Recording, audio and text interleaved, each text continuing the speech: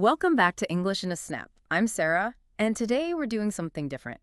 We'll have 3 real conversations at 3 different English levels: beginner, intermediate, and advanced. Listen and see which level feels most natural to you.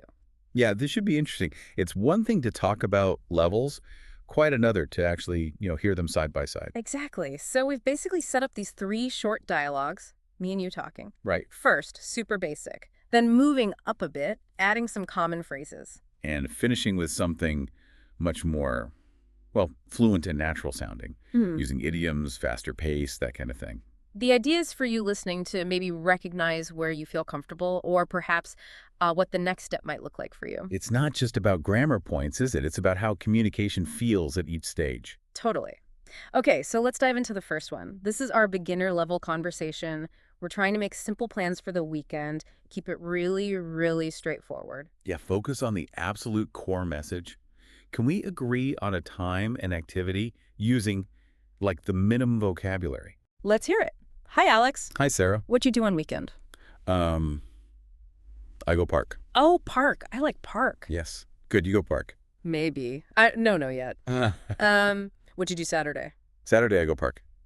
With friend. Oh, friend. Good. I go park Saturday with you. Yes, you can go. Yeah. Okay. Okay, what about Sunday? Sunday. I watch movie at home. Movie. Ah. I don't like movie much. We eat pizza Saturday. Pizza. Yes, I like pizza. Good. Okay. So, we go park Saturday, then we eat pizza. Yes. Park Saturday, then pizza. Good plan. Good. Okay, see you Good. Saturday. Okay, see. All right, so that was the beginner level. Very simple. Very simple, very direct. You can hear that the focus is just purely on getting that basic information exchanged. Like, are we meeting? Where? What are we doing? Exactly.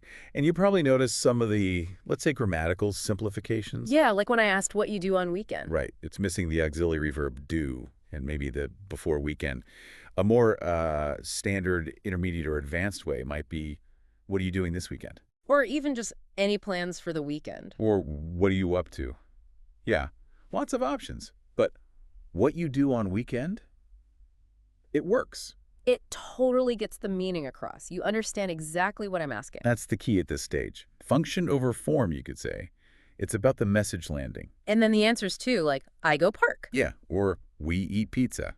Using the simple present tense, like go or eat, to talk about a future plan. Which, grammatically for future plans, we'd often use I'm going to go or we're going to eat. Or I'll go, we'll eat. Or even present continuous, I'm going, we're eating. Right. But I go park again, you get it. Subject, verb, place. It communicates the core components.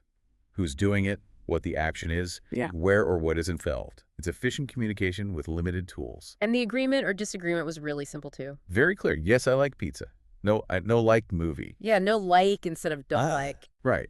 It's a very direct way to state preference. At higher levels, you might get softer ways like, oh, I'm not really a big movie person, or yeah, pizza sounds great, or sure, I'd be up for that. But here, the clarity is paramount. Yes or no. Like or not like. Exactly. Avoids any potential misunderstanding when your language resources are limited. It's all about that successful, basic exchange of information to make a plan. So clear, direct, functional. That's the beginner stage. That's the foundation. Okay, moving up.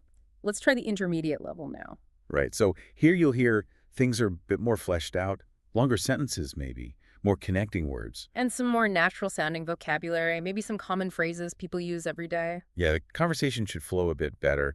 We're going to talk about something descriptive, like favorite foods. Nice topic. Okay, let's listen to the intermediate conversation. Hey, Alex. I was just thinking about dinner, and now I'm starving. What's your absolute favorite food, if you had to pick just one? Oh, wow. That's a tough one. There's so much good stuff out there. But, I think I'd probably have to go with Thai food. I just really love all those flavors together, spicy, sour, sweet. Especially a good green curry. Oh, Thai food is brilliant. Yeah. Yeah, I'm a big fan of anything with coconut milk and, lemongrass and chili. Actually, I tried to cook something up last night. Oh, yeah. Yeah, just a simple chicken pad. See, it wasn't, restaurant quality or anything, but it was pretty good. It really hit the spot, actually. Hey, nice one. Home cooking can be great. I don't really cook Thai food much myself, though. It always feels a bit intimidating. I usually just end up eating out if I get a craving. Right. There's this great little place downtown. It's kind of my go-to spot for green curry. They nail it every time. Ooh. Okay, I need the name of that place. For me, favorite. I think it's probably still pizza. I know it's kind of basic, maybe. No way, pizza's amazing. Right. I just can't get enough of a really, really good wood-fired pizza, Yeah, like Neapolitan style. Simple, but so delicious when it's done well. totally agree. Pizza's a classic for a very good reason. Do you tend to make it at home, or are you more of an eating out person for pizza? A bit of both, actually. Making it at home is fun. You can chuck whatever toppings you fancy on. But yeah, getting one from a proper pizzeria, hard to replicate that perfectly crispy, chewy crust at home. Mm-hmm. Yeah, sometimes you just want to grab a bite from the experts, Yeah. have them handle it. No need to like reinvent the wheel every single time you want pizza. Exactly my thinking. So, okay, besides Thai, what else are you really into, food-wise? Well, definitely Italian, beyond just pizza, pasta dishes and stuff. Yeah. And I really love Japanese food too, sushi, ramen. Hmm. Yeah, I could probably eat sushi multiple times a week. Oh, me too. Big sushi fan here. Though I have to confess, I have a massive sweet tooth, so dessert is pretty much non-negotiable for me. Ah, yeah. Especially after something spicy like Thai food. Gotta have something sweet to balance it out. Oh, absolutely. A perfect end to the meal. A little sweet treat. Totally. Okay, seriously, talking about all this food is making me even hungrier now. Tell me about it. We should definitely grab a bite together soon. For real. Okay, so that felt quite different, didn't it? Yeah, definitely a step up. It flowed much more like a typical casual chat. You heard more connections between ideas. Right, using words like, but, actually, because so. It wasn't just simple statements. And the vocabulary was richer, describing flavors spicy, sour, sweet, talking about types of pizza wood-fired Neapolitan. And those everyday phrases started popping up, like phrasal verbs. I said, cook something up Right, and we talked about eating out. and grab a bite. Exactly, those are super common. Cook something up just means prepare a meal, often informally. Eat out is standard for going to a restaurant. And grab a bite means get something to eat, usually quickly or casually. They make the conversation sound much more natural than just saying cook food or go to a restaurant or eat quickly. Definitely. They're part of the fabric of everyday spoken English. A beginner might stick to the more literal verbs, but intermediate speakers start using these phrasal verbs much more.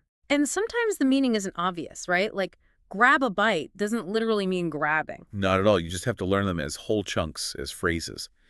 We also heard some simple idioms, Yeah, I said my attempt at pad see you really hit the spot. which is a great idiom. It just means it was really satisfying, exactly what you wanted at that moment. Much more expressive than just saying, it was very good. Or I liked it. Right. And I mentioned my go-to spot for curry. Uh-huh. Your regular place. Yeah, the place you habitually choose for something specific. Again, it's a concise, common way to express that idea. These idioms add a bit of color. And we expressed preferences more strongly too, didn't we? I said, I'm a big fan of Thai food. And you said you can't get enough of good pizza. Yeah. Those phrases show more enthusiasm than just, I like it. Intermediate speakers learn more ways to sort of calibrate their feelings and opinions. It's not just like-dislike, there's more nuance. So intermediate level feels like, well, expanding the toolkit significantly. More words, better sentence connections, and starting to use these common, natural-sounding phrases like phrasal verbs and basic idioms. Exactly. You can express yourself with more detail, more personality.